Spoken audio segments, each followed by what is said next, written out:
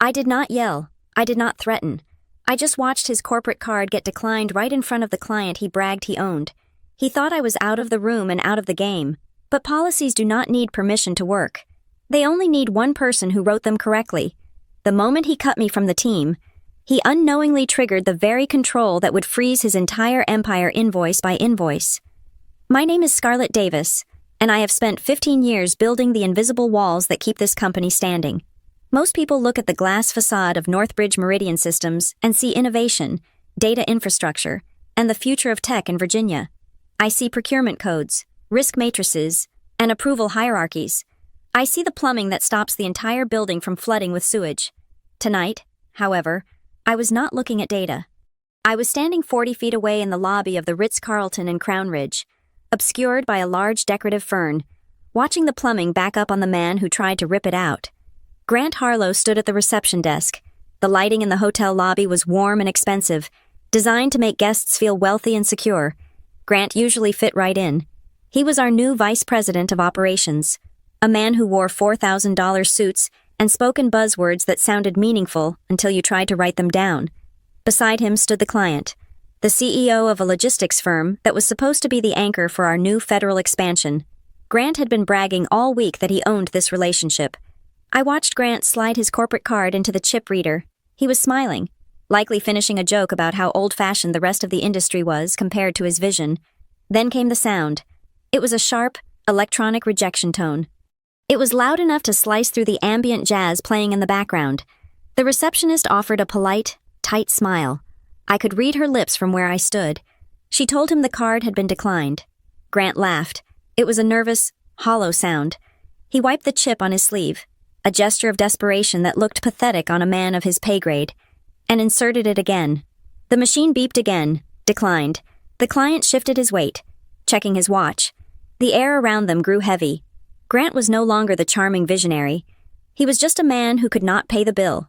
He pulled out his phone, tapping furiously, likely trying to open the banking app or call his assistant. But no app would help him. No assistant could override what was happening. He looked up, his eyes scanning the room in panic, looking for a lifeline. He did not see me. He thought I was gone. Exactly 24 hours earlier. Grant had made sure of that. The memory was still sharp, playing in my mind with the clarity of a high-definition recording. We were in the executive boardroom on the top floor of the Northbridge headquarters. The room smelled of dry erase markers and ozone. Grant had called the meeting specifically to restructure the team for the Astergate proposal. He did not sit down. He paced the length of the table, full of manic energy. "We are moving too slow," Grant said, slamming his hand on the mahogany table for emphasis. "The federal sector does not wait for procurement to color-code their spreadsheets. We need agility. We need speed." He turned to me then. The room went silent. I sat with my hands folded on top of my notebook, my posture perfect. "Scarlett," he said, his voice dropping an octave to feign sympathy. "I admire your dedication to the old ways, but this project requires a sprint, not a marathon. Your department is a bottleneck. Every time we try to move, you throw a policy manual in front of us. Those policies are compliance requirements." "Grant," I said, my voice was even. I did not raise it. "We are dealing with federal data. The auditing standards are rigid. And that is exactly why you are off the core team," Grant said. He smiled, and it was a predator's smile. "I am restructuring the approval chain. Operations will handle vendor selection directly. We will loop procurement in only for final contracting. You are relieved of the day-to-day oversight on Astergate. We need fresh eyes, someone who isn't afraid to break a few eggs." The room held its breath. My team looked at the floor. They were terrified of him. He had only been here 9 months, but he had already fired 2 managers for being obstructions. I did not argue. I did not throw my pen. I did not list the 7 different federal laws he was about to violate. "Understood," I said. That was all. One word. Grant looked disappointed. He wanted a fight. He wanted me to be the emotional, irrational barrier to progress, so he could justify removing me further. By accepting it calmly, I denied him the satisfaction. "Good," he said, turning his back on me to face the whiteboard. "Now, let's talk about the new vendor list." I stood up, gathered my things, and walked to the door. As I passed the head of the table, I saw a document sitting near Grant's right hand. It was a vendor expedite request form. It was upside down, but I have been reading these forms for 15 years. I can read them in my sleep. I saw the signature at the bottom.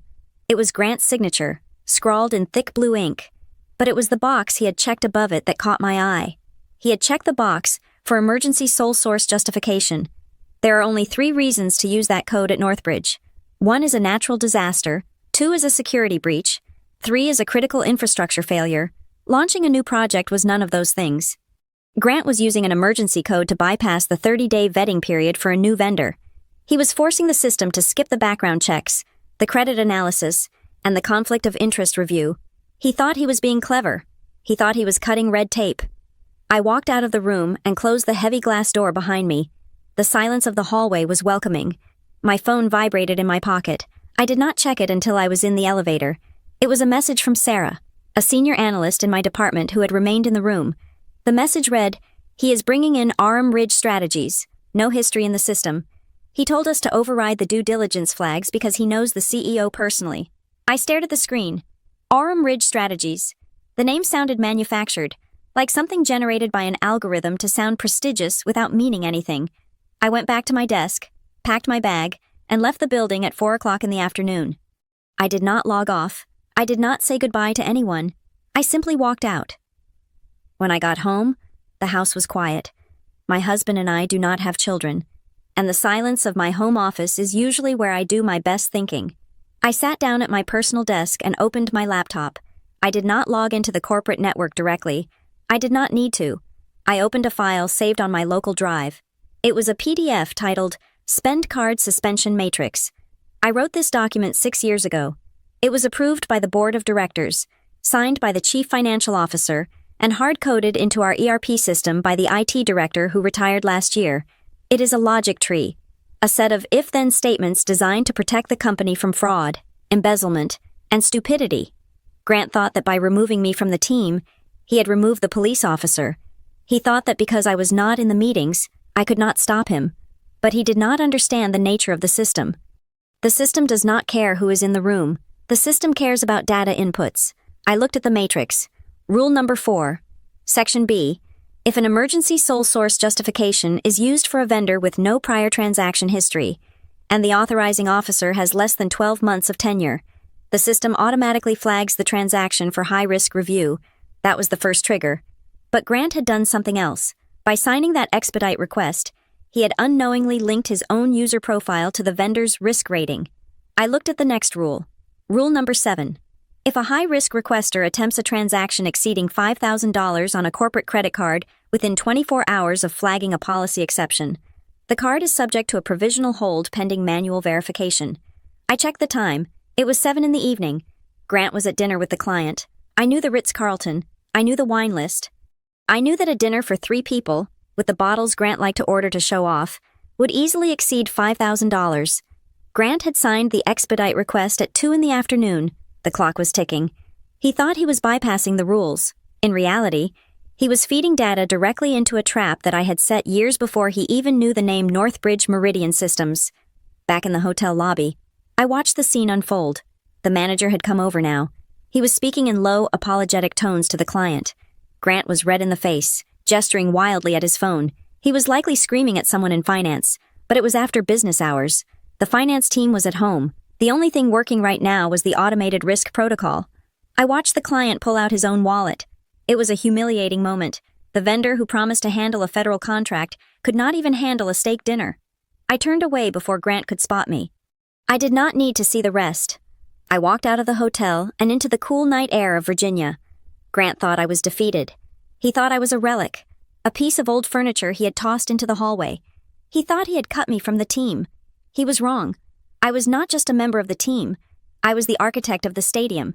And while he was busy trying to play the game, I was the one who controlled the scoreboard. I got into my car and started the engine. The dashboard clock read 8:30. The notification on my phone would be arriving any minute now. Not a text from Sarah this time, but an automated alert from the system. Subject card suspension activated. User Grant Harlow. Reason policy. Violation code 724. I drove home in silence, feeling the hum of the engine. There was no joy in this, only the cold satisfaction of gravity. If you walk off a cliff, you fall. Grant had just taken his first step into the air. To most of the executive leadership team at Northbridge Meridian Systems, I am simply the woman who says no. They view me as a barrier, a human speed bump installed by the legal department to slow down their genius. They think my job is to check receipts and nag them about per diems. They are wrong. My title is Senior Manager of Spend Policy and Procurement Controls, but my actual function is far more absolute. I am the control owner. In the corporate world, there are people who spend money, and there are people who build the pipes that money flows through. I built the pipes.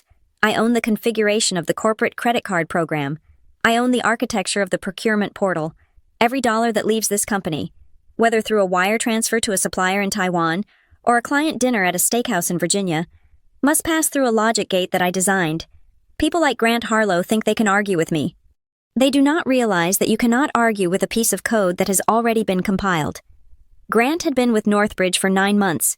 He arrived from a Silicon Valley startup that had burned through venture capital cash like it was kindling, bringing with him a philosophy that was entirely unsuited for a federal infrastructure contractor.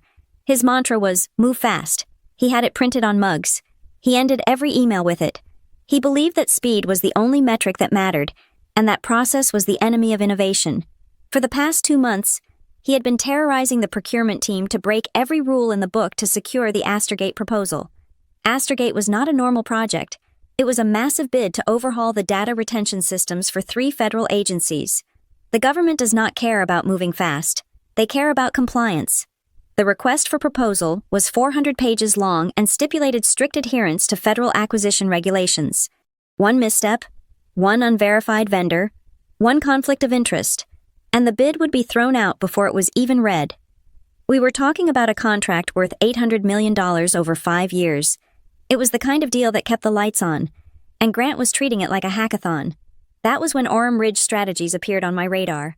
I was reviewing the daily vendor onboarding log when I saw the name, Orem Ridge Strategies. It sounded impressive, evoking images of gold and stability, but in my line of work, the fancier the name, the emptier the office. I pulled their file. It was thin, terrifyingly thin. They had no DUNS number, which is a standard identifier for any legitimate business. Their address listed in the system was a suite in a commercial building in Delaware that I knew, from memory, was a mail forwarding service, but the most alarming detail was their payment history, or rather, the lack of it. They had been added to our vendor master file only 3 days prior, yet there was already a pending purchase order for $75,000 for strategic consulting services. $75,000 is a specific number. It is exactly 1 penny below the threshold that requires a secondary executive review. I dug deeper into the system logs. A vendor like this should have triggered a hard stop during the onboarding process. Our automated risk tools scan for shell company indicators, and Orem Ridge had triggered 4 of them. The system had effectively screamed that this vendor was a risk. But there, in the audit trail, was a manual override. Someone had gone into the system and forced the vendor approval through, bypassing the background check. The user ID attached to the override belonged to a junior buyer in Grant's department, a young man named Kevin who looked like he was afraid of his own shadow. I knew Grant had stood over his shoulder and made him do it. I printed the logs and walked into the weekly operations review. The conference room was glass-walled, creating an illusion of transparency that did not exist in the conversation. Grant sat at the head of the table, leaning back in his chair, looking every bit the modern visionary in his open-collared shirt. He was midway through a monologue about disrupting the supply chain. I waited for a pause and slid the Orem Ridge file across the table. It stopped sliding exactly in front of him. "We need to discuss this vendor," I said. My voice was low, carrying across the room without effort. Orem Ridge Strategies has been flagged for 4 separate compliance risks. They have no credit history and a virtual address. Yet, we are about to cut them a check for $75,000 on the Astergate budget. Grant did not even look at the file. He just waved a hand dismissively. "They are a boutique firm," Grant said. "Top-tier strategists. I worked with them in California. They are agile. They do not have time to fill out your 40-page questionnaires." "Scarlett, it is not my questionnaire," I replied. "It is federal law. If we include a subcontractor on the Astergate bid who has not been vetted, we will be disqualified. This vendor has no beneficial ownership information on file. We do not know who actually owns it." Grant sighed, a loud theatrical exhalation intended to show the room how exhausted he was by my presence. He looked around at the other directors, inviting them to share in his frustration. "This is exactly the problem," Grant said, pointing a finger at me. "We are trying to win the future, and you are worried about paperwork. You are slowing us down. Scarlett, we have a deadline in 2 weeks. I need partners who help me run, not anchors who drag me down." "I am not an anchor," I said. "I am the reason you do not get indicted," Grant laughed. It was a cold, sharp sound. "You are overhead, Scarlett, that is all. You are a cost center. Policy people don't win quarters. Operations wins quarters. Sales wins quarters. You just file the receipts." The room went deadly silent. It was a direct, public humiliation. He was telling the entire leadership team that my department, that my entire career, was worthless. He was betting that his status as the new rainmaker gave him immunity. I did not flinch. I did not blush. I felt a cold clarity settle over me, the same feeling I get when I find a discrepancy in a ledger that balances to the cent. I looked him directly in the eyes. "The system shows a manual override on the risk flags," I said. I kept my tone conversational, as if we were discussing the weather. "The override was performed by a junior analyst, but a junior analyst does not have the authority to waive federal due diligence. So I have one question." I paused, letting the silence stretch out. "Who is the person signing to accept liability for this exception?" Grant stopped smiling. For a fraction of a second, his eyes darted to the left, away from mine. He looked at the whiteboard, then at his phone, then anywhere but at me. He knew what I was asking. I was not asking who clicked the button. I was asking who would go to prison if this turned out to be fraud. "I manage my team," Grant said, his voice tight. "I make the calls. We are moving forward with Orem Ridge. End of discussion." "If you are making the call," I said, "then you will not mind if I update the control log to reflect that you personally directed the override." Grant stood up. "You know what, Scarlett? I think we are done here. I am removing you from the project distribution list. I will handle the procurement strategy for Astrogate myself. You are obviously too rigid to understand the nuance of this deal. Please leave the room." I stood up slowly. I picked up my notebook. I did not look at the other directors, who were staring at the table, afraid to intervene. "Understood," I said. I walked out of the room. Grant moved fast. Within an hour, my access to the Astrogate shared folders was revoked. I could no longer see the proposal drafts, the strategy documents, or the vendor correspondence. He thought he had blinded me. He thought that by taking away my view of the project files, he had taken away my power. He was a fool. He did not understand how the company worked. He thought power lived in the project folders. He did not realize that power lived in the configuration settings of the Enterprise Resource Planning System. I went back to my desk and opened the back-end administration panel for the procurement portal. I might have been removed from the email chain, but I was still the administrator of the governance framework. I still owned the rules that dictated how money moved. I looked at the settings for the Astrogate Cost Center. Grant had kicked me out of the car, but he had forgotten that I was the one who programmed the traffic lights. He wanted to play without rules. He wanted to override the safety checks. I opened the Policy Governance module. I did not change a single rule. I simply verified that the existing rules were active. Specifically, the rule regarding unverified vendors and split transactions. Grant thought he had won because he had silenced me in the meeting. He did not realize that by taking full control, he had removed the only person who could have warned him about what was coming. I closed my laptop and prepared to go home. The game had not ended. It had simply moved to a board that only I could see. Silence in a corporate office is never actually silent. It is a texture. It is the hum of the HVAC system, the rhythmic clicking of keyboards, and the low murmur of voices discussing deliverables. But for the last week, the silence around my desk had become a physical weight. It was the sound of isolation. Grant Harlow did not just remove me from a project. He began a systematic campaign to erase me from the ecosystem of the department. It started with the calendar. Monday morning, I logged in to find my schedule significantly lighter. The weekly risk review meeting, a standing appointment I had led for 4 years, had vanished. When I checked the global calendar, I saw it had been renamed Operation Sync and moved to a conference room on the executive floor. I was not on the invite list. Then came the email chains. Discussions I had been part of since the inception of the Astrogate proposal suddenly went dark. I would see colleagues typing furiously, heads huddled together in the break room. But when I walked by, the conversation would stop. They would offer tight, apologetic smiles and return to their coffee. Grant had created a culture of fear in less than a month. He had made it clear that associating with the Department of No, his nickname for my team, was career suicide. I sat in my glass-walled office, watching the team migrate to the war room for a strategy session I was excluded from. They carried laptops and binders, looking like soldiers marching to a front line I was no longer allowed to see. Later that afternoon, Marcus, a senior sourcing specialist who had been with the company as long as I had, stopped by my desk. He did not sit down. He stood in the doorway, pretending to examine a smudge on the glass frame. His body angled so that he could not be seen from Grant's office down the hall. "He is forcing it through," Marcus whispered. He did not use a name. He did not have to. The vendor onboarding for the new partners. He told us to skip the beneficial owner verification. I kept my eyes on my monitor, typing steadily so it looked like we were discussing routine business. "That is a violation of the Patriot Act and our internal compliance charter," I said softly. "If we do not know who owns the company, we cannot pay them." "He said he knows them," Marcus murmured. "He said he vouched for them personally, and that we are wasting time on bureaucracy. He made Kevin process the paperwork without the tax identification documents. He said we can get them later."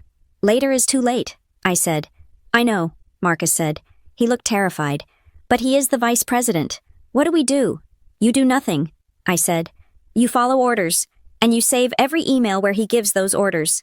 Marcus nodded once, tapped the glass frame as if concluding a normal conversation, and walked away. I waited until he was gone. Then I opened the procurement monitoring tool.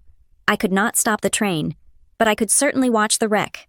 I queried the transaction logs for the last 48 hours, filtering for the cost center Grant was using for Astergate. The screen populated with data. Most of it looked normal on the surface: catering, travel, software licenses, but then I saw the pattern. It was subtle, the kind of thing you only see if you have spent a decade staring at ledgers. There were 3 separate charges from Orem Ridge Strategies. Each charge was for $4,950. I leaned back in my chair.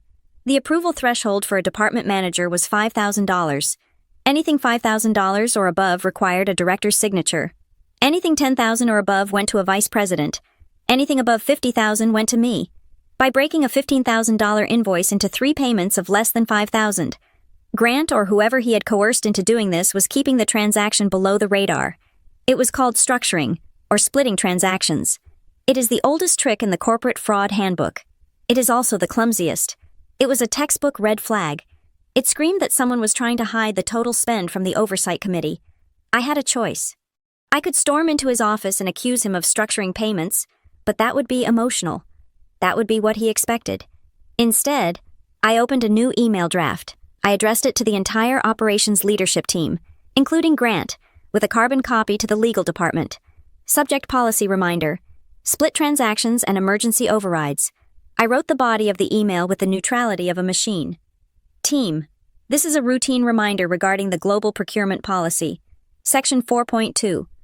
Please note that splitting a single purchase into multiple smaller transactions to bypass approval thresholds is a violation of financial controls. Additionally, all vendors must complete full due diligence prior to invoicing. Exceptions to this policy create significant audit risk for the Astergate proposal. Please review the attached guidelines. I did not mention Grant. I did not mention Orem Ridge. I simply stated the law. I hit send. The response took 7 minutes. Grant did not reply to all. He replied only to me. "Not needed." His email read, "Focus on your new scope. We are handling the operational tempo. Do not clutter the inboxes of my team with administrative noise." He had rejected the warning in writing. He had dismissed a formal compliance notice as administrative noise. I printed his email. Then I printed my original email. Then I printed the transaction log showing the 3 split charges. I opened the bottom drawer of my desk and took out a physical logbook.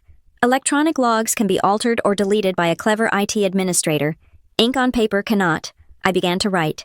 Entry 1, date, October 12th. Time 2:15 in the afternoon. Event discovery of split transactions, totaling $14,850 for vendor Orem Ridge. Entry 2, ticket ID number 4492, user ID. Kevin Miller, approver. Auto approval. Due to low threshold. Entry 3, policy reminder sent at 2:30. Rejection received at 2:37. I logged the exact timestamps. I logged the IP addresses of the approval route.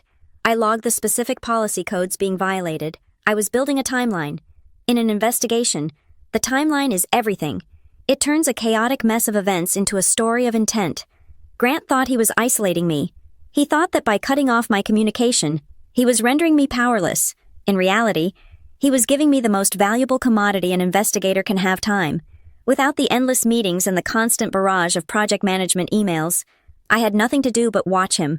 I watched the flow of money like a hawk watching a field for the movement of a mouse. The afternoon dragged on. The sun moved across the floor of my office. The office emptied out as people left for the day, but I stayed. At 5:45, a notification popped up on my screen. It was an email. The sender was distinct. It was not from operations.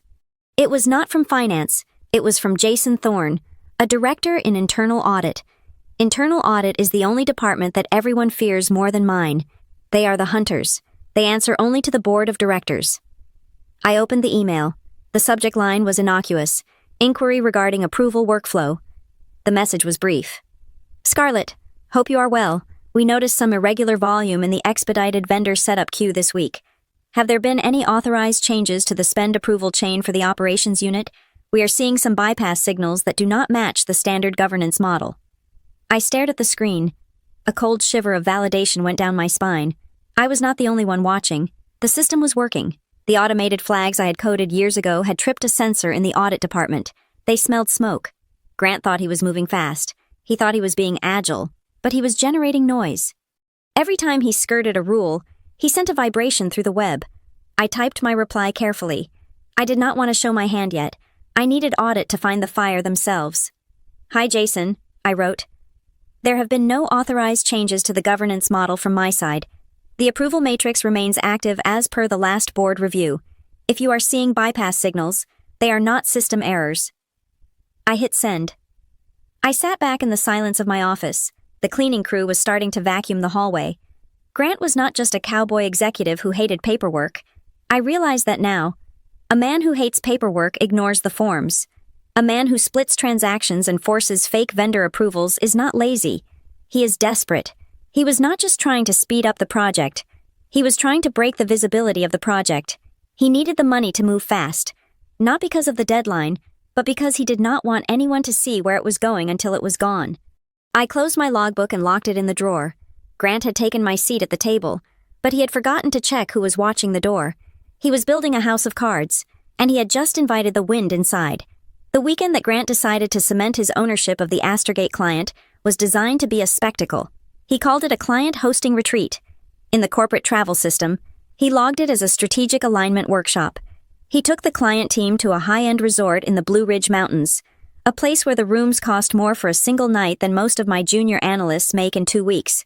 From my desk in Crown Ridge, I could not see the wine being poured or the handshakes being exchanged, but I could see the data, and the data told a story of a man who had lost all fear of consequences. It began on Friday night. My dashboard, which I had customized to track high-velocity spending in real time, flickered with the first alert. A charge for $4,000 at a venue classified as entertainment. In our policy, entertainment is capped at $500 per head. Grant had tagged the expense as business critical. Using that specific tag is like pulling a fire alarm. It tells the finance system that normal rules do not apply because the survival of a project is at stake. It suppresses the immediate rejection, forcing the payment through on the assumption that the spender will justify it later. It is a feature designed for crisis management, not for buying vintage champagne. Over the next 48 hours, the pattern became undeniable. I sat in my home office on Sunday afternoon, a cup of tea cooling beside my laptop, watching the line items populate the ledger. It was a slow-burn disaster. First came the missing receipts. Every corporate card transaction requires a digital receipt upload within 24 hours. Grant had swiped his card 12 times in 2 days. He had uploaded 0 receipts. The system showed a row of red exclamation marks next to his name, indicating a documentation failure. Then came the merchant category code mismatch. This is a subtle trigger that most executives do not even know exists. Every credit card terminal is assigned a 4-digit code that tells the bank what kind of business is being conducted. A hotel is one code, a restaurant is another. Grant had submitted a line item for $5,500, described in his notes as conference room rental, but the merchant category code for the charge was 7995. I know that code by heart. It stands for betting, casino, and lottery tickets. He was gambling on the corporate card, or at the very least, he was spending money in a gambling establishment and trying to disguise it as a venue fee. Finally, the override request appeared. At 3 in the afternoon on Sunday, a notification pinged. Grant had hit his cash withdrawal limit. He was trying to pull cash out of an ATM at the resort. The system had blocked him. Instead of stopping, he had used his mobile app to request an immediate limit increase, again using the justification code for emergency project operations. I stared at the screen. I could feel the tension in my chest, not of panic, but of anticipation. It was the feeling of watching a suspension bridge vibrate in the wind just before the cables snap. I could not manually lock his card. If I intervened personally, Grant would spin it as a personal vendetta. He would tell the CEO that Scarlett Davis was sabotaging the weekend to settle a score. He would make me the villain. I needed the machine to be the villain. I opened the governance portal for the Procurement Controls Committee. This is a quiet, automated oversight body that meets digitally. I did not write an accusation. I simply forwarded the raw data. I selected the 3 specific events: the missing receipts, the casino category code, and the cash withdrawal attempt. I attached them to a standard form titled Notification of Policy Deviation. I hit submit. It was a soft click, but the ripples were instantaneous. The system digested the input. It ran the variables against the logic I had written 5 years ago. It did not care that Grant was a vice president. It did not care about the Astergate deal. It only cared that the risk score had just exceeded the allowable tolerance. On my screen, the status indicator next to Grant's profile changed color. It went from a cautionary yellow to a deep, throbbing orange. The text updated risk review, pending. This state does not shut off the card immediately. That would be too crude. Instead, it puts the card into a probationary mode where every single transaction is logged for a future forensic audit. It effectively marks the user as a hostile actor within the system. Grant, of course, had no idea. He was likely still on the golf course or at the bar, swiping his card with the confidence of a man who believes he is untouchable. He thought I was powerless because I was no longer in the meetings. He did not understand that by removing me, he had removed the only person who could have cleared the flags. He was driving a car with the brake lines cut, and he was stepping on the gas. Monday morning arrived with a deceptive calm. Grant was back in the office, looking tan and energized. He walked past my glass wall without glancing in. He looked like a man who had won, but the trap was not done closing. At 10 o'clock, the twist I had not expected arrived. It came in the form of an invoice from Orem Ridge Strategies. I saw it pop into the pending queue. It was marked Phase 1 Strategic Consulting. The description was insultingly vague. It listed no hours, no deliverables, and no breakdown of services. It was just a flat fee. I looked at the amount, $85,000. My breath caught in my throat. $85,000 was not a random number. In the Northbridge authorization matrix, any invoice up to $85,000 requires only a single vice president's signature. Anything over $85,000, even by 1 cent, triggers a requirement for a second signature from the chief financial officer. Grant had priced the invoice exactly at the ceiling of his unilateral authority. He was trying to drain the budget without alerting the CFO, but he had made a fatal calculation error. He was operating under the assumption that his authority was still valid. He did not know that the notification I sent on Sunday had changed his status, because his profile was now flagged as risk review pending.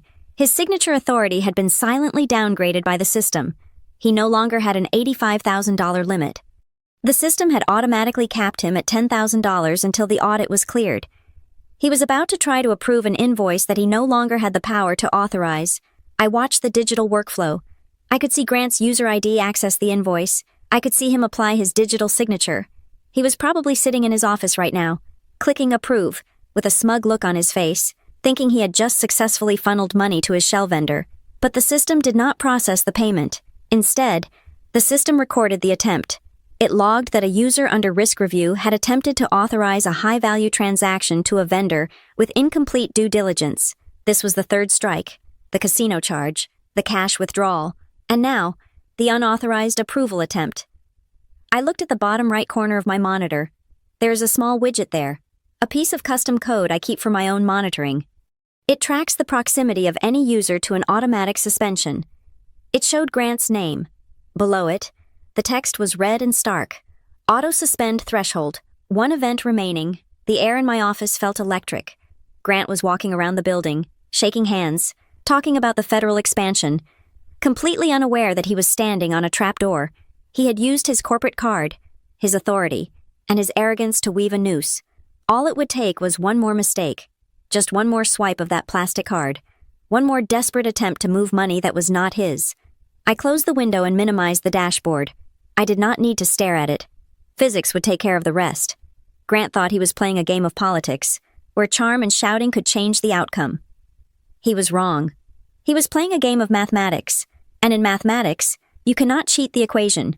You can only delay the result. And his result was coming fast. Tuesday morning began with the kind of frantic energy that usually precedes a disaster. Grant Harlow was scheduled to fly to Chicago at 1 o'clock in the afternoon to meet with the potential partners for the federal expansion. It was a trip he had described as make or break for the company. Because he viewed himself as the savior of Northbridge Meridian Systems, he believed the rules of physics and finance should bend to accommodate his schedule. At 9:15 in the morning, a request appeared in the queue. It was a credit limit increase request. Grant wanted his corporate card ceiling raised from $10,000 to $50,000 immediately. He marked the priority as urgent, but it was the routing path that made me pause. In a normal workflow, a request to quintuple a credit limit must go to the chief financial officer for approval. Grant knew this, but he also knew that the CFO, Diane Rourke, asked difficult questions. So Grant had manually altered the approval route. He had directed the request to a director of sales, a man named Pete, who was one of his drinking buddies and had no authority whatsoever over credit risk. The system flagged it instantly. On my screen, a yellow banner pulsed, approval routing mismatch, user attempting to bypass level 3 authority. I sat there with my coffee, watching the cursor blink. This was the moment. Grant was trying to hotwire the car while the engine was already smoking. I did not call him. I did not reject the request myself. If I rejected it, he would claim I was obstructing business. I needed to be invisible. I needed to be nothing more than a conduit for the policy. I opened the alert. I clicked forward. I typed a single email address in the recipient field, the Risk and Governance Committee. This distribution list included the CFO, the head of legal, and the director of internal audit. I typed the subject line with cold precision, incorrect approval routing. Policy conflict. I added no body text. I just attached the log showing Grant trying to route a $50,000 request to a sales director. I hit send. The trap was no longer set. The trap was sprung. The clock on my wall ticked forward. 10 o'clock, 10:30. Grant left the office to head to the airport. He stopped at the Crown Ridge Grand Hotel on his way out. It was a local venue where he had booked a pre-flight brunch with a consultant from Orem Ridge. He intended to pay for the brunch, check out of the day room he had rented for the meeting, and head to the tarmac. I watched the clock. 11:05, 11:06, 11:07. My system flashed. Transaction declined. Merchant Crown Ridge Grand Hotel. Amount $412. Reason code policy suspension. Auto freeze active. It had happened. The 3 strikes I had watched him accumulate the missing receipts, the casino charge, the unauthorized invoice attempt had finally coalesced into a hard stop. The moment he tried to swipe that card, the logic gate slammed shut. For 10 seconds, nothing happened. Then, the phones began to ring. It started with the help desk, then the finance manager's line, then the procurement hotline. I could hear the ringing echoing down the hallway. Grant was calling everyone. He was likely standing at the front desk of the hotel, credit card in hand, screaming at a receptionist while dialing every number he knew at headquarters. My desk phone remained silent. He would not call me. He would assume this was a technical glitch that someone else could fix. I overheard the finance manager, a quiet woman named Linda, speaking in the next cubicle. "I cannot override it, Grant," she said, her voice shaking slightly. "It is a policy hold. The button is grayed out. I literally cannot click it." There was a pause as Grant screamed on the other end. "No," Linda said. "It says it is a level 4 freeze. Only the control owner can lift that." Silence. Grant hung up. 30 minutes later, the elevator doors at the end of the hall opened. Grant had not gone to the airport. He had turned his car around and driven back to the office. He walked down the corridor with a speed that suggested violence. His suit jacket was unbuttoned. His tie was slightly askew, and his face was a tight mask of fury. He did not look at anyone. He walked straight toward the glass wall of my office. He did not knock. He threw the door open so hard it bounced off the stopper and shuddered. "Fix it," he snarled. He stood over my desk, leaning down, invading my personal space. He smelled of expensive cologne and nervous sweat. "Grant," I said, not looking up from my monitor. You missed your flight? I do not care about the flight, he shouted. People in the open plan office outside stood up, watching through the glass. You cut off my card. You embarrassed me at the hotel. I want it reactivated. Now. Or you can pack your box. I slowly turned my chair to face him. I kept my face completely blank. No anger, no fear, just the impassive expression of a person reading a weather report. I did not cut off your card, I said. Do not lie to me, he spat. Linda said it is a level 4 freeze. You are the control owner. You are the only one who can do that. You did this to sabotage the Chicago meeting because you are bitter about being cut from the team. I stood up. I am not a tall woman, but when I stand in my own office, surrounded by the systems I built, I feel tall enough. Grant, look at the screen, I said, gesturing to the large monitor on the wall. He glared at me, then looked at the screen. I had the policy governance dashboard open. It displayed his user profile. Do you see that rule? I asked, pointing to a line of text highlighted in red. It says 3 flagged risk events within a 30-day rolling period results in an automatic suspension of credit privileges, no manual action required. I do not have 3 events, he argued, though his voice wavered. Event 1. I listed, counting on my fingers. Missing receipts for 12 transactions, exceeding the 5-day grace period. Event 2. A merchant category code mismatch for a gambling establishment, tagged as business critical. Event 3. An attempt to approve an invoice exceeding your delegated authority while under provisional review. Grant stared at the list. His mouth opened slightly, but no words came out. The system did this, Grant, I said softly. I did not touch a button. You triggered the logic yourself. When you tried to bypass the CFO this morning to increase your limit, the system recognized it as a pattern of avoidance. It locked you out to protect the company's assets. Unlock it, he demanded. But the fire was leaving his eyes. He sounded desperate now. Just unlock it. I will explain everything to Diane later. I need to get to Chicago. I cannot unlock it, I said. You are the administrator, he yelled. I am, I agreed. But a level 4 freeze requires a written justification signed by the head of internal audit and the general counsel before I can restore access. That is the policy. If I override it without their signatures, my access gets suspended too. Grant looked at me with pure hatred. He realized he was trapped. He could not bully me because I was hiding behind a wall of rules that he had signed his employment contract against. Fine, he said, straightening his jacket. I will use my personal card. I will get reimbursed. And when I get back from Chicago, I am going to have a long conversation with the board about your employment. He turned to leave. Grant, I said. There is one more thing. He stopped at the door, his hand on the frame. What? The freeze does not just apply to your card, I said. When a requester is placed on level 4 suspension, the system automatically places a hold on all open purchase orders sponsored by that user. Grant went very still. He turned back slowly. What does that mean? He asked. It means Arm Ridge Strategies, I said. The system has flagged their vendor profile. No payments can be issued. No new invoices can be received. Their contract is effectively frozen until your audit is complete. The color drained from his face. It was not a gradual change. It was instant. He looked like he had been punched in the stomach. He did not care about the hotel bill. He did not really care about the flight. He cared about the vendor. He cared about Orem Ridge. And I had just told him that the money pipeline he had been trying so desperately to open had been welded shut. You cannot do that, he whispered. That will kill the deal. I did not do it, I repeated. The policy did it. The policy that was approved by the board of directors 3 years ago. The policy that protects us from vendors who lack proper due diligence.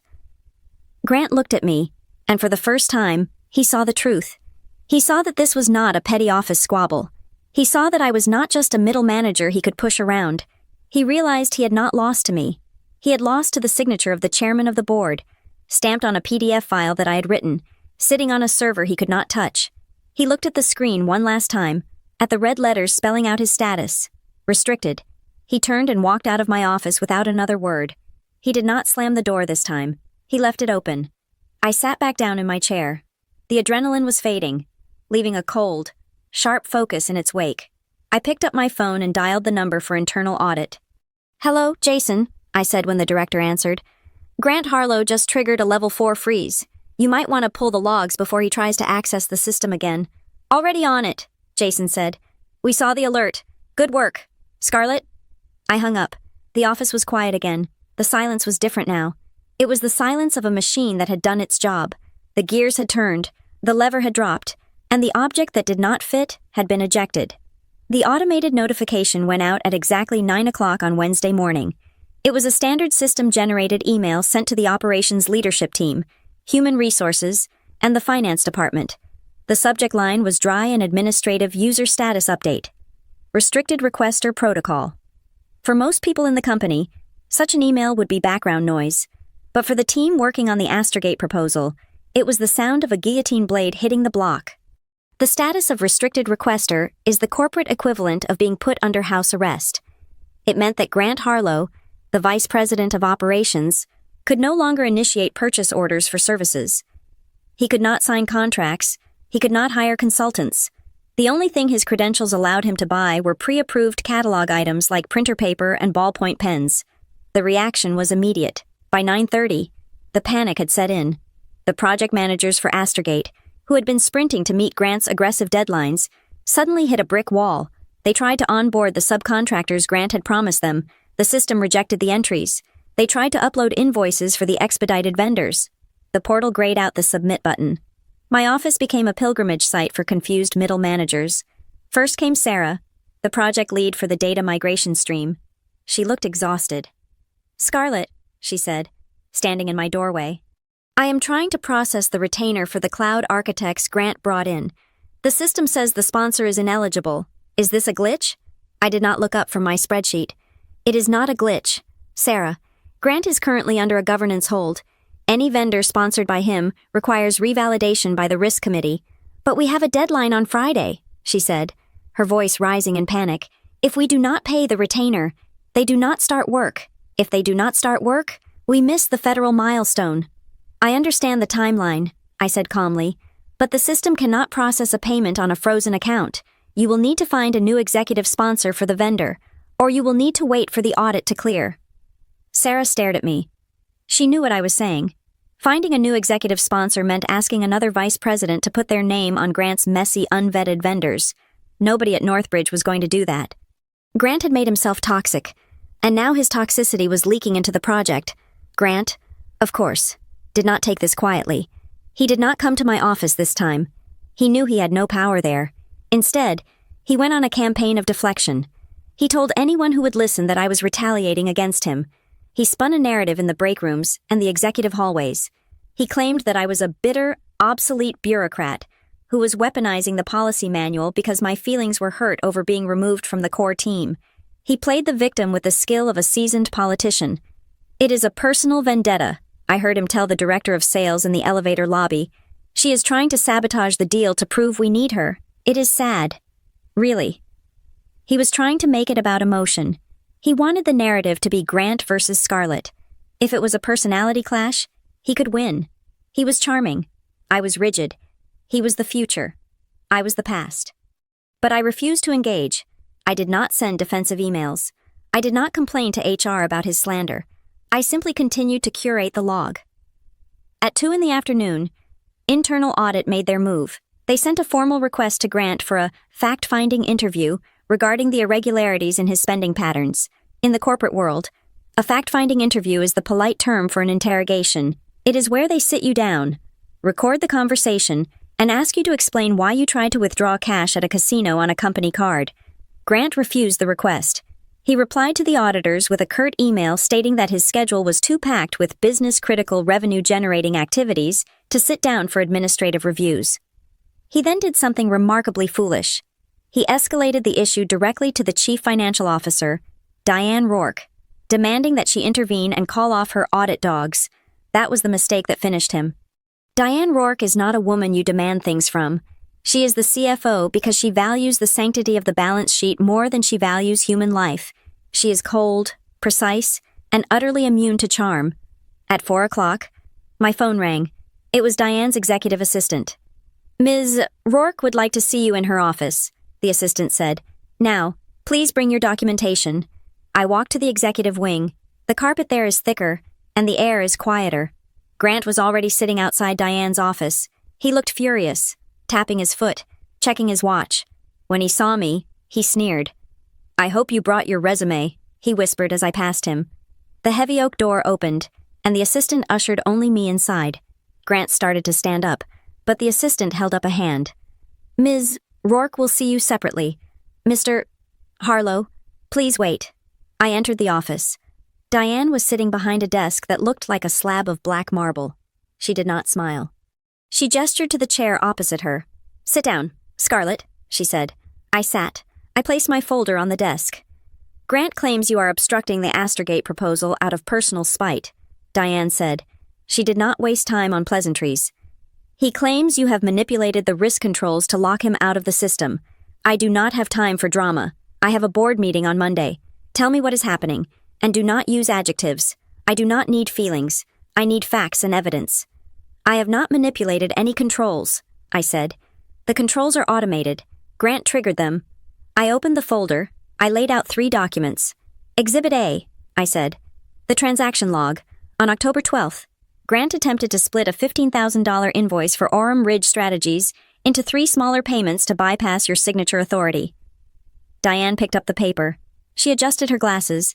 She saw the timestamps. She saw the amounts $4,950, repeated 3 times in 10 minutes. Structuring, she murmured. Go on. Exhibit B, I said. The credit limit increase request, yesterday morning. Grant attempted to raise his limit to $50,000. He manually rerouted the approval request to Pete in sales, bypassing the finance department entirely. Diane's eyes narrowed. Bypassing her was a personal insult.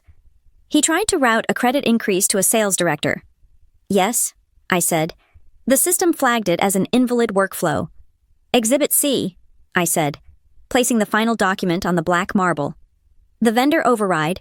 Grant ordered a junior analyst to bypass the beneficial ownership check for Orem Ridge Strategies. We still do not have a tax ID or a list of officers for this company.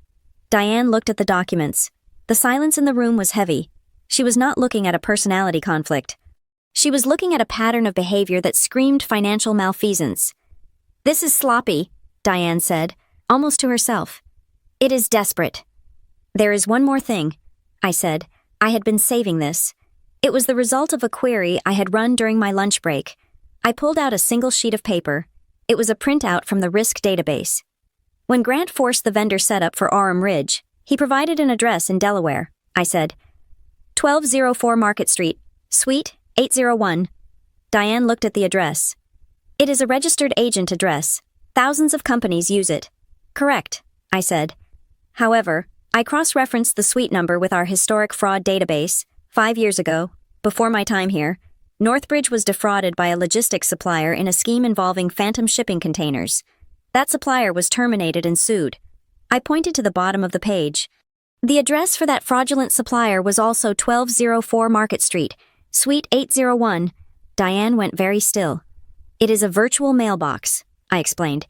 It is a Dropbox, but the fact that Grant's new strategic partner is using the exact same mailbox suite as a known bad actor suggests that whoever set up Orem Ridge did not do a very good job of covering their tracks, or they reused an old shell. Diane looked up at me. Her face was pale. The implications were crashing down on her. You are suggesting, Diane said slowly, that Orem Ridge is not a real company. I am suggesting, I replied, that we have paid $75,000 to a vendor that has no employees, no website, and shares an address with a fraud case, and the only person vouching for them is the vice president of operations, who is currently trying to bypass every control we have to pay them more. Diane closed the folder. She placed her hand on top of it. This is not just a policy violation, she said. Her voice was barely a whisper, but it carried the weight of a judge passing a sentence. If he is funneling money to a shell entity he controls or is connected to. This is embezzlement. This is a criminal conflict of interest. She looked at the door, where Grant was still waiting, arrogant and impatient. He thinks he is here to complain about you, Diane said. He thinks he is here to get his card unlocked. He does not know about the address match, I said. I only found it an hour ago. Diane stood up. She smoothed her skirt. She looked like a general preparing for an execution. Thank you, Scarlett, she said. You have done your job. You have protected the firm. Leave the file with me. You can go back to your office. What about Grant? I asked. Send him in on your way out. Diane said. Her eyes were cold as ice. I think it is time I had that fact-finding interview with him myself. I walked out of the office.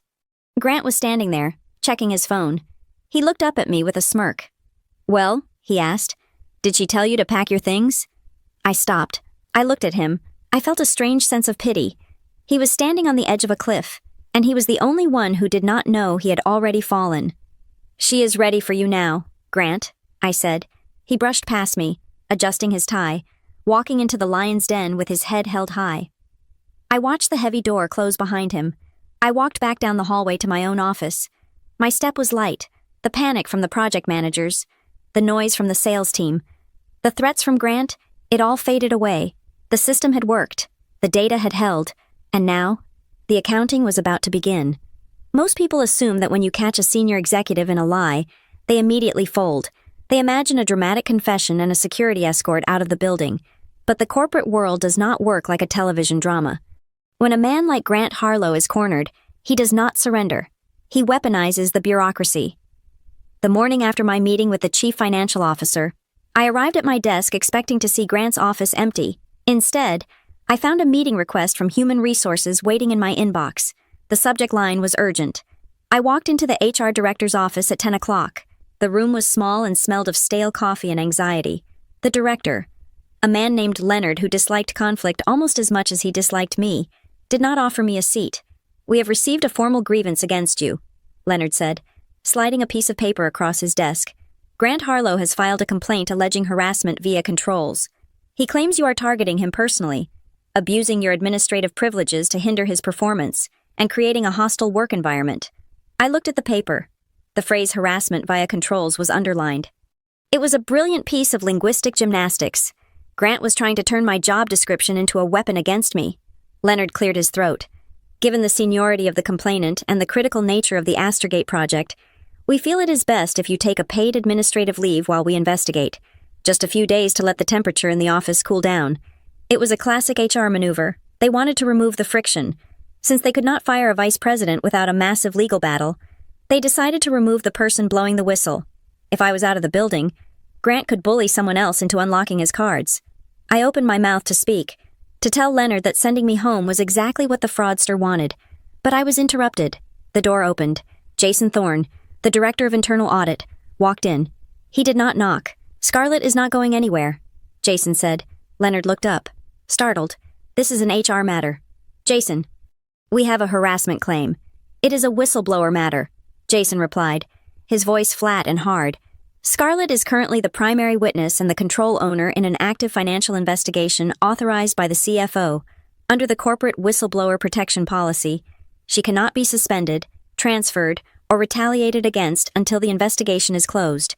If you send her home, Leonard, you will be named as an accessory in the final report. Leonard went pale. He pulled the paper back across the desk. I see, Leonard said.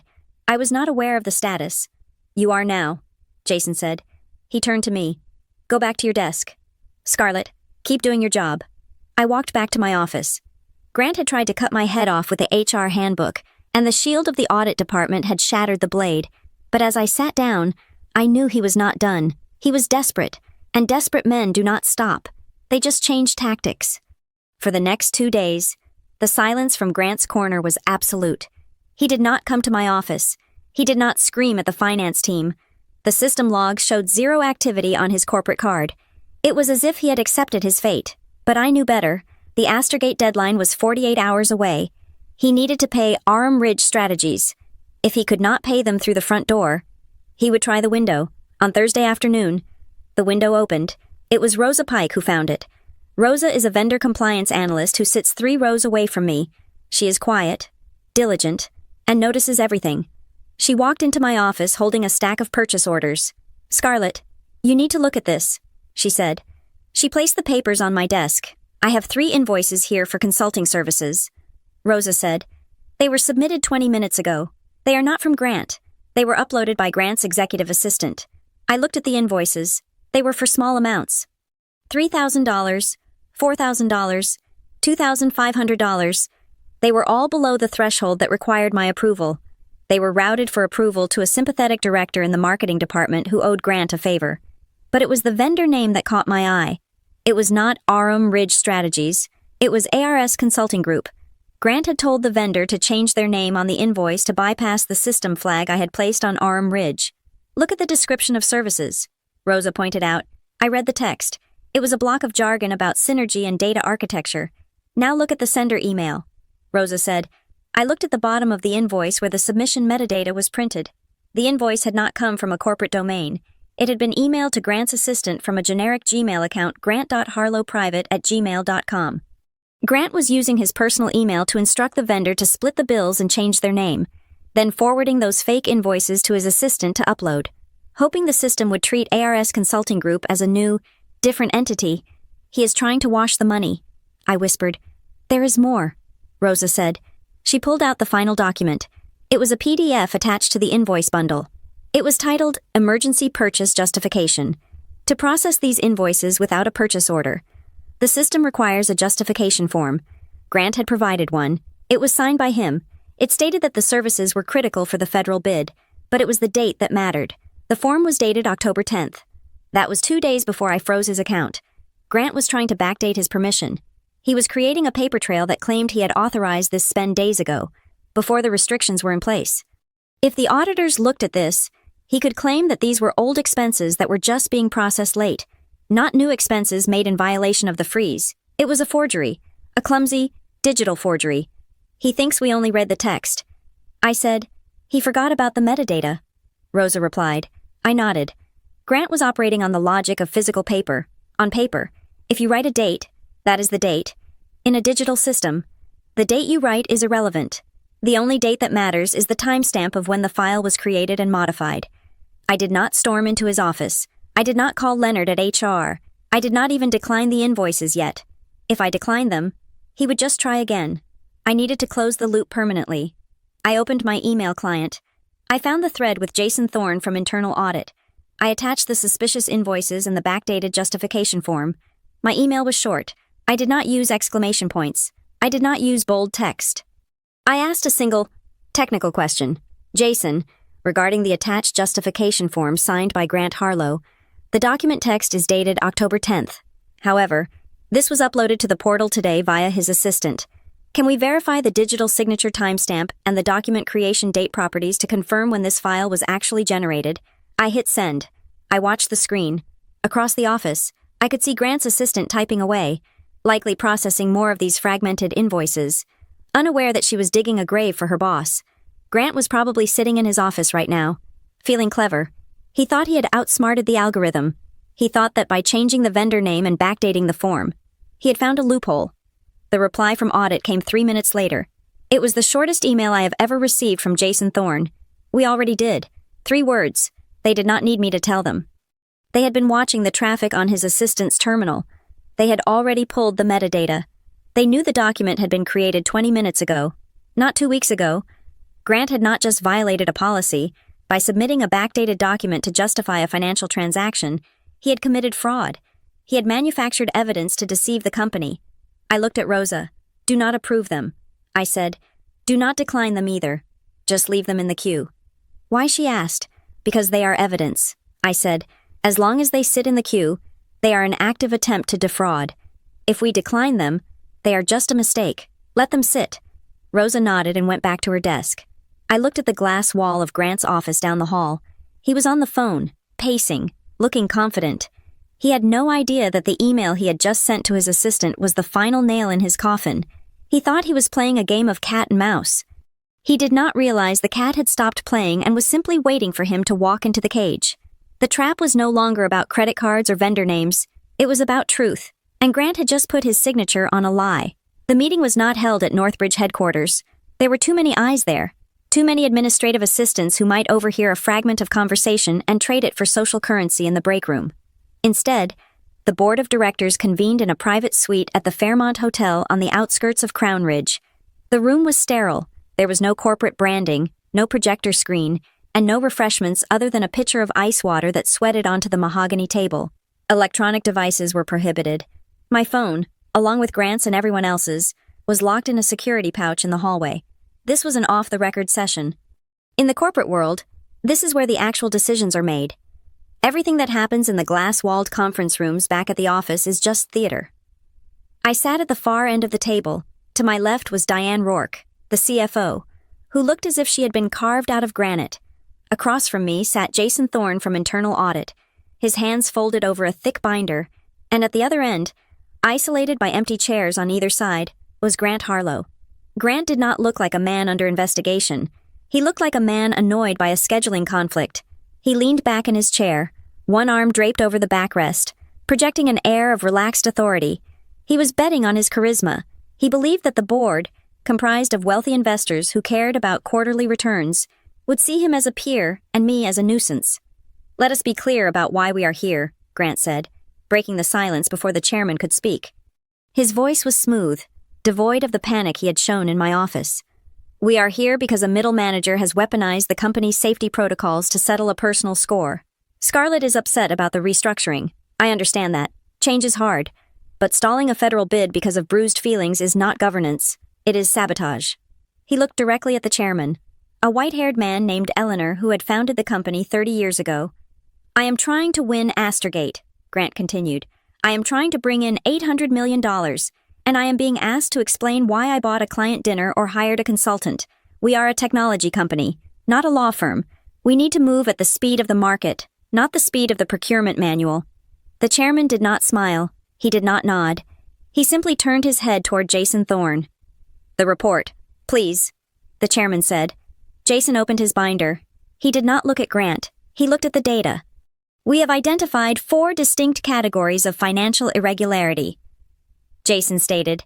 His tone was conversational, which made it far more damaging.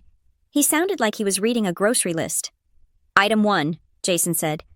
Structuring of payments. On October 12th, Mr. Harlow authorized 3 separate payments of $4,950 to a vendor named Aurum Ridge Strategies.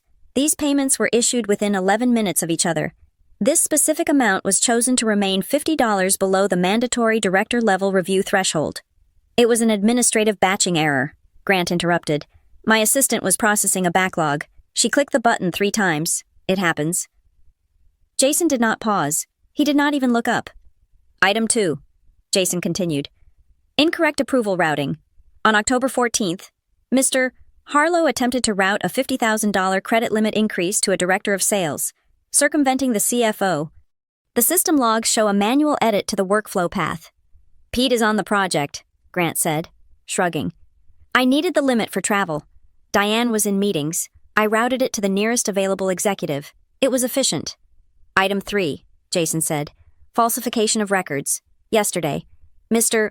Harlow's office submitted a justification form for emergency spending.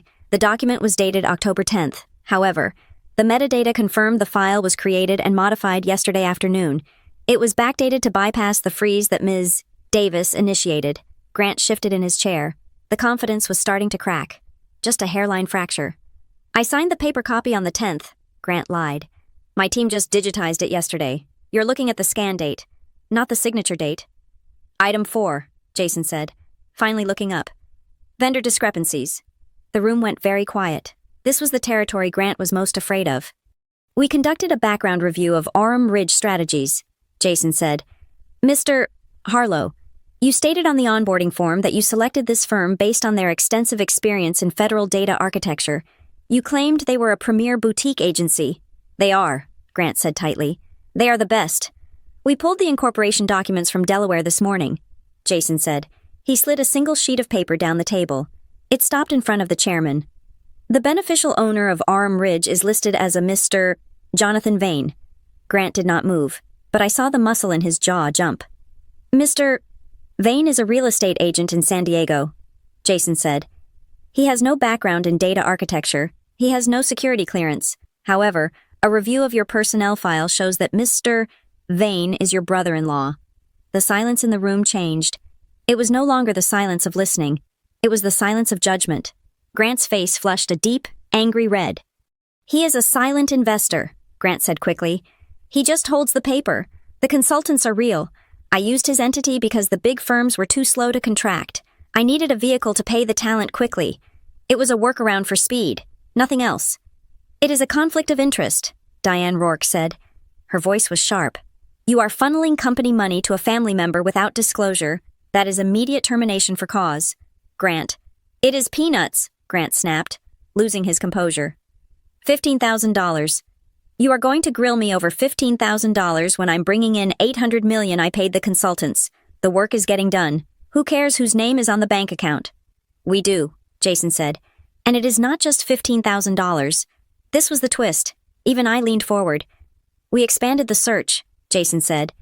We looked for other vendors with similar invoicing patterns payments, just under the $5,000 limit, approved by you or your delegates, for vague consulting services. Jason flipped a page in his binder. We found 2 more, he said. Echo Point Solutions and Vantage Data. Both were onboarded 2 months ago.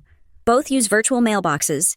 Both have received payments totaling $60,000 in increments of $4,000. Grant went pale.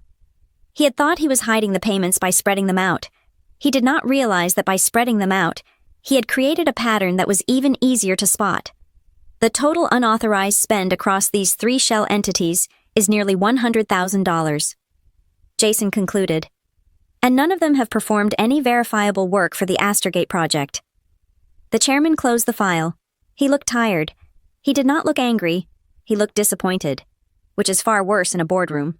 He turned to me. Ms. Davis, the chairman said. Yes, sir, I replied. You built the system that caught this, he said. You stopped the payments before the bleeding got worse. What is your objective here? Grant claims you are looking for revenge. Is that true? I looked at Grant. He was staring at the table, his hands gripping the armrest so hard his knuckles were white. He looked small. I do not care about revenge, I said honestly. Revenge is emotional. My job is unemotional. Then what do you want? The chairman asked. Clarity, I said, and controls that cannot be bullied. I paused, letting the words settle. If we enter the federal space with the Astergate contract, I continued, we will be subject to auditors who make Jason look like a close friend. If they found a vice president funneling money to his brother-in-law through split transactions, they would not just cancel the contract, they would debar Northbridge from government work for 10 years. I want a company that survives the audit. The board members nodded. They understood risk. They understood that Grant was not just stealing money, he was gambling with the existence of the firm. We cannot proceed with him, a board member on the right said quietly. If this comes out during the bid, we are dead. Agreed, Diane said. The chairman turned back to Grant. Grant looked up, his eyes wild. He was ready to fight, to scream, to threaten legal action. But the chairman asked a question that cut the legs out from under him. It was a simple question, but it was the one question Grant could not answer. Grant, the chairman asked softly, if this was truly about speed, if this was truly about getting the best talent for the company, why did you spend so much time trying to bypass the process instead of just asking for a legitimate exception? Grant opened his mouth. He closed it. He could not say. Because I wanted to steal the money. He could not say. Because I wanted to hire my friends. There was no answer that saved him. Grant stammered. You thought you were above the governance. The chairman finished for him. Grant slumped in his chair. The arrogance was gone. The charm was gone. All that was left was a man who had tried to outrun a computer and had lost. We are done here, the chairman said. He looked at Diane. Handle the exit, and involve legal immediately. I stood up. I did not look at Grant. I gathered my things and walked toward the door. The meeting was over, but the paperwork was just beginning. I needed to get back to the office. I had a lot of logs to export. The drive back from the Fairmont Hotel to the office was quiet. The sun was beginning to set over Crown Ridge, casting long orange shadows across the glass facades of the corporate park. I drove with the radio off. My mind was not on music. It was processing the probability of what a desperate man does when he realizes the walls are closing in. Grant Harlow had left the hotel meeting with his jaw set and his eyes focused on something only he could see. He had not been fired yet. The board had adjourned to review the legal implications of the conflict of interest with his brother-in-law. They needed 24 hours to prepare the termination papers properly. That was their mistake. They gave him time. Grant knew he was finished. But he also knew the one thing that trumps policy in the corporate world is revenue. If he could sign the Astergate deal before the board formally removed him, he would become the man who brought in $800 million, Firing him then would crash the stock price. He would be untouchable, or at least, he would have enough leverage to negotiate a golden parachute. He needed a miracle, and since he could not pray for one, he decided to buy one. I was back at my desk by 5:30 in the evening. Most of the office had gone home, but the lights in the operations wing were still blazing. At 5:45, my system dashboard flashed red. It was not a credit card alert this time. It was a project budget integrity flag. I opened the ticket. A transaction was being attempted for $12,000. The merchant was a high-end cloud computing provider used for hosting massive data demonstrations. The charge was not coming from Grant's card. It was coming from the corporate card of David Lynn, a director of engineering who reported to Grant. David was a good man. He was quiet, technical, and terrified of conflict. He had never triggered a policy violation in his life. I looked at the details. David was attempting to pay for a priority server cluster for a client demo scheduled for 8 o'clock the next morning. He had tagged the expense to the Astergate project code. Grant was trying to bypass his own frozen status by using a mule. He was forcing a subordinate to pay for the infrastructure needed to run the demo that would save his career. But Grant had forgotten one crucial detail about how I build my systems. When I placed Grant on the restricted requester list, I did not just freeze his card. I flagged every project code he owned. The Astergate project code was now toxic. Any transaction tagged to it, regardless of who was holding the credit card, required a secondary cross-check with the procurement status of the project owner. The system saw David trying to spend money on a project owned by a suspended executive. The result was immediate. Invalid project charge route. Transaction blocked. I did not have to wait long for the fallout. My phone rang. It was not David. It was Jason Thorne from Internal Audit. "Scarlett," Jason said. His voice was tight. "You need to come down to the 4th floor, right now." "Is it Grant?" I asked. "It is David," Jason said. "He is in my office. He is shaking." I took the elevator down. The audit floor is always colder than the rest of the building. When I walked into Jason's office, I saw David sitting in a chair, clutching a cup of water. He looked like he had just seen a ghost. Grant was nowhere to be seen. He was likely in his own office, raging at the screen, wondering why his proxy war had failed.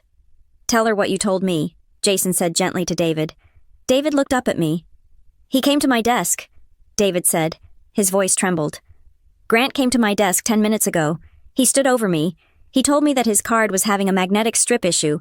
He said we needed the server cluster live tonight for the client demo tomorrow morning. He told me to put it on my card."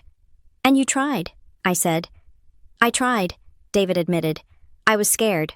Scarlett, he is the vice president. He told me that if I did not do it, I was sabotaging the company. He said he would fire me on the spot for insubordination. But the system blocked it," I said. "Yes," David said. "When the error message came up, Grant lost it.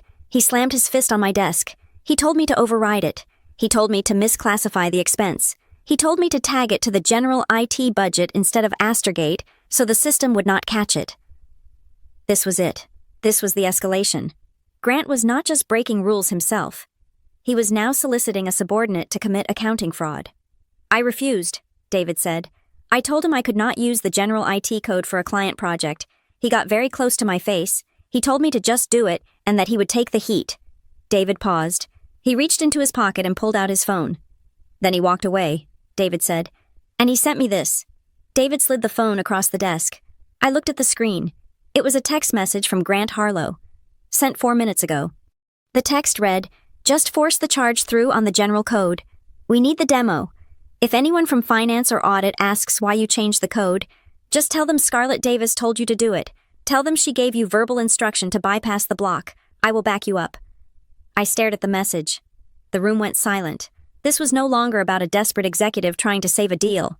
This was malice. Grant was actively attempting to frame me. He was instructing a subordinate to lie to the auditors and pin his fraud on the very person who was investigating him. I felt a cold resolve settle in my chest. He had made it personal. Jason Thorne took the phone. "I need to take a screenshot of this. David, this is evidence of conspiracy and witness tampering." "Am I in trouble?" David asked, his eyes wide. "No," Jason said. "You did the right thing. You came to us. You are safe." Jason looked at me. "He is trying to set you up. Scarlett, he knows you are the one who locked the project code." "He is flailing," I said. "He is trying to create enough confusion to survive until the morning signing. He thinks if he creates a he said, she said scenario, The board will hesitate to act. He is wrong, Jason said. He picked up his desk phone. He dialed a number from memory. I am calling Diane. 10 minutes later, Diane Rourke walked into the audit office. She was still wearing the suit she had worn to the hotel meeting. She looked at the screenshot of the text message. She did not say a word for a long time. He tried to coerce a director, Diane said finally, and he tried to fabricate an accusation against the control owner. It is a pattern, Jason said. First the brother-in-law, then the backdated forms, now this. He is not just incompetent. Diane, he is dangerous.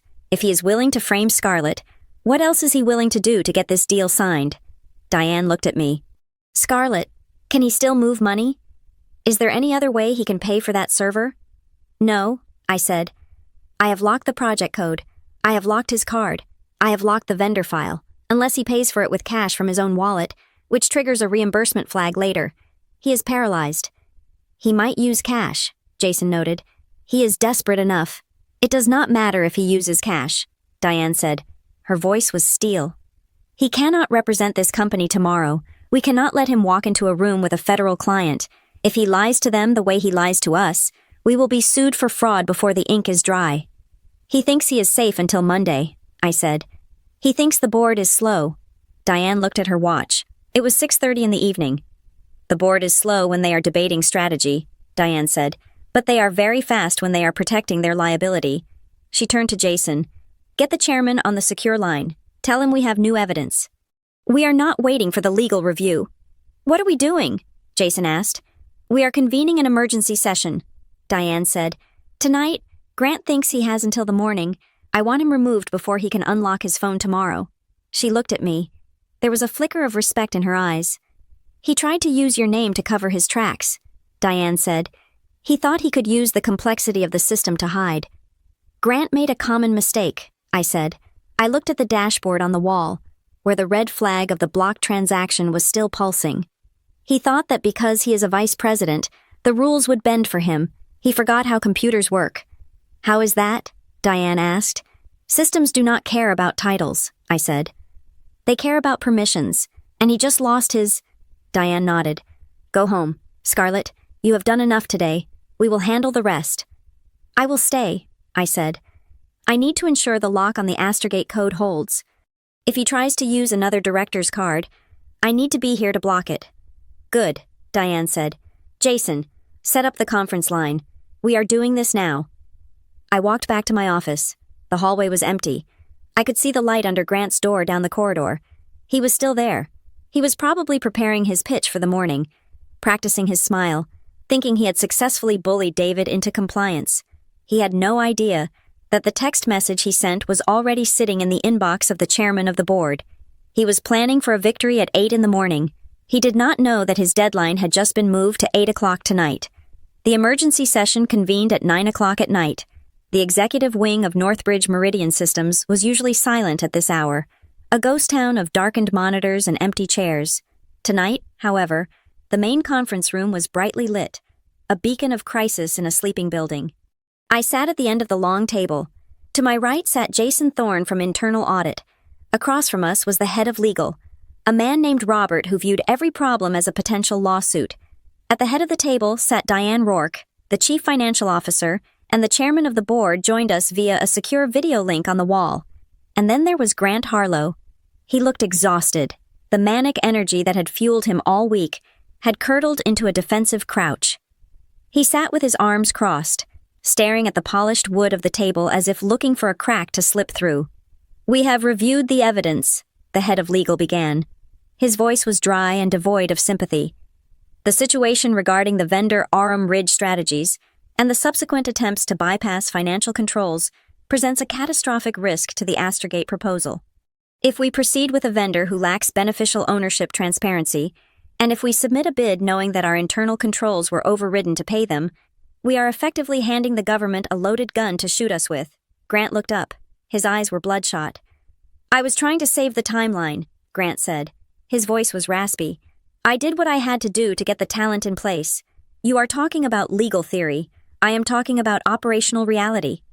The reality, Diane Rourke interrupted, is that you attempted to coerce a subordinate to commit fraud 3 hours ago. You instructed David Lynn to misclassify expenses to hide them from audit. That is not operations. Grant, that is criminal misconduct. Grant slammed his hand on the table. It was a weak gesture, lacking the intimidation he usually projected. Because she blocked me. Grant pointed a shaking finger at me. Scarlett blocked the project codes. She froze the cards. She has been manipulating the system for 2 weeks to make it impossible for me to work. She is using the policy manual as a weapon to retaliate because I cut her from the team. This is a setup. The room went silent. All eyes turned to me. I did not raise my voice. I did not look angry. I reached into my folder and pulled out a single document. It was not a log of Grant's crimes. It was a technical specification document. Grant claims I targeted him, I said, sliding the paper toward the center of the table. He claims I manipulated the rules to trap him specifically. I pointed to the header of the document. This is the version history for the automated suspension protocol, I said. Please look at the date stamp for version 1.0. Diane looked at the paper. November 14th, 2019. Correct, I said. I wrote the code that automatically freezes a card after 3 risk events 5 years ago. That was 4 years before Grant Harlow was hired by this company. I looked directly at Grant. Unless you believe I can see the future. Grant, I did not write that rule to trap you. I wrote it to trap anyone who acts like you. You walked into a wall that has been standing there for half a decade. Grant opened his mouth to argue, but Jason Thorne leaned forward. We also have the matter of the justification form, Jason said. The one you submitted claiming it was signed on October 10th. I told you, Grant said, sweat beading on his forehead. I signed the paper copy on the 10th. The digital upload was just administrative catch-up. We pulled the metadata from the file, Jason said. He held up a tablet. And we cross-referenced it with the document properties. The file was not scanned. It was generated natively in Microsoft Word yesterday afternoon at 4:30. And the digital signature token you used, it was generated at 4:32. Jason paused, letting the weight of the evidence settle. You did not scan an old document, Jason said. You created a new one and typed an old date on it. That is falsification of records. There is no version of the truth where that is acceptable. Grant froze. The air went out of him. He looked at the chairman on the screen, then at Diane, then at me. He realized there was no spin that could fix a timestamp. He had lied, and the math had caught him. I brought in the client, Grant whispered. It was a plea. I own the relationship. You endangered the relationship, the chairman said from the screen. His voice was distorted by the speakers, but the authority was clear. If the client knew we were paying your brother-in-law through a shell company, they would terminate the contract before we even started. The chairman looked at the other board members in the room. I call for a vote, the chairman said. Motion to terminate Grant Harlow for cause, effective immediately, based on gross violation of corporate governance, conflict of interest, and falsification of internal records. Agreed, Diane said. Agreed, the head of legal said. Agreed, the chairman said. Diane turned to Grant. Give me your badge, Grant, she said. And your phone, and your laptop. Grant stared at her for a moment, then, slowly, he reached into his jacket pocket. He placed his badge on the table. It made a hollow plastic sound. He placed his phone next to it. Security is waiting outside to escort you to your car, Diane said. You are not permitted to return to your office. Your personal effects will be mailed to you. Grant stood up. He looked smaller than I had ever seen him. He looked at me one last time, searching for some sign of gloating, some sign of victory on my face. He found none. I was just checking off a box on a mental checklist. He walked out of the room. The door clicked shut behind him. The silence that followed was heavy, but it was clean. We have a mess to clean up, Diane said, exhaling a long breath. The Astergate timeline is in jeopardy. I have already issued a procurement notice, I said. Every vendor sponsored by Grant has been placed on a full freeze pending revalidation. Orem Ridge, Echo Point, Vantage Data. No money leaves the building until we verify who actually owns them. Good, Diane said. But we need to reset the governance structure for the proposal. We need someone who knows the regulations inside and out to step in and manage the vendor onboarding. We cannot afford another mistake. She looked at me. Will you take over the control framework for Astergate? Scarlett, we need you to stabilize the ship. I looked at the empty chair where Grant had sat. I thought about the last 2 weeks. I thought about the isolation, the rumors, and the pressure. I will do it, I said. On one condition. Name it, Diane said. I want clear authority. I said, I want the Spend Policy and Procurement Controls Department to report directly to the Risk Committee, not to operations. I need to know that the next time I have to say no to a vice president, I do not have to wait for an audit to back me up. Diane looked at the chairman on the screen. He nodded. Done, Diane said. Effective tomorrow morning. I left the building an hour later. The cleaning crews were waxing the floors in the lobby. The air outside was cool and crisp, the kind of autumn night that makes you glad to be alive. I walked past the glass-walled conference room on the first floor, the one where Grant had humiliated me 2 weeks ago, the one where he had told the team that I was too slow, too old, and too rigid. The room was dark now. The chairs were pushed in. The whiteboard where he had drawn his grand plans was wiped clean. I did not stop to look. I did not feel a surge of triumph. I did not feel the need to dance on his grave. Grant was gone, but the system remained. The controls I had built, the logic gates I had coded, the policies I had written, they were still there, humming in the background, waiting for the next person who thought they were bigger than the rules. I got into my car and started the engine. I did not ruin him. I let the rules remember who they were built to stop. Thank you so much for listening to this story. I would love to know where you are tuning in from. So please drop a comment below and share your thoughts on Grant's downfall. If you enjoyed this tale of corporate justice, please subscribe to the Boss Revenge Stories channel, like this video, and hit that hype button to help this story get heard by even more people.